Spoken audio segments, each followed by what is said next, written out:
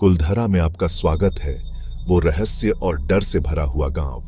किंवदंती है कि यह जगह शापित है, हमेशा के लिए वीरान रहने को मजबूर। मैं उस जगह के किनारे खड़ा हूं जो कभी एक चहल पहल वाली बस्ती थी, अब बस एक भूतिया शहर है। एक ऐसी कहानी के साथ जो हड्डियां तक कंपा देती है। 200 साल से भी ज्यादा समय पहले कुलधरा के रहने वाले रातों रात गायब हो गए।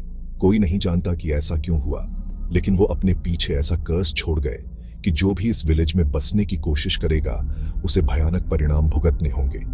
जैसे ही हम कुलधरा की डरावनी गलियों में आगे बढ़ते हैं, वो खामोशी बेचैन करने वाली है। ऐसा लगता है जैसे हवा में ही अतीत की गूंज है। टूटे फूटे घर और सुनसान मंदिर खड़े हैं, एक कड़वे यादगार की तरह। लेकिन यहां असल में क्या हुआ था?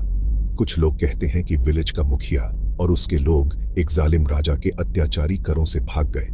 दूसरे लोग एक और काली कहानी सुनाते हैं, एक खूबसूरत गांव वाली और एक लंपट अधिकारी की, जिसके नापसंद चाहत ने रातों रात पूरे विलेज को खाली करवा दिया। रहस्य और भी गहरा होता जाता है जब हम स्थानीय लोक कथाओं को सुनते हैं।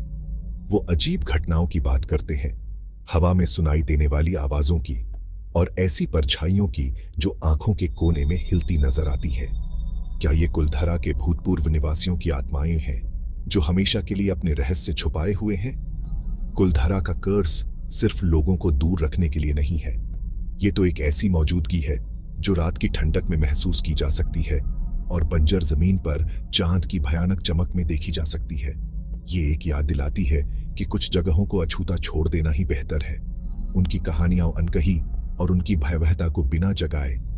तो चलिए कुलधरा की सैर पर चलते हैं, लेकिन याद रखिएगा, आपको शायद सिर्फ खंडहर ही नहीं मिले, बल्कि वो बेचैन आत्माएं भी जो उनमें भटकती हैं।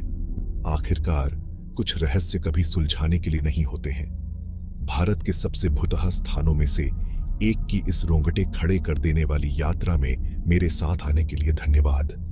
अगली बार तक घूमते रहिए, लेकिन उन परछाइयों से सावधान रहिए जो भूली बिसरी जगहों में छिपी रहती हैं।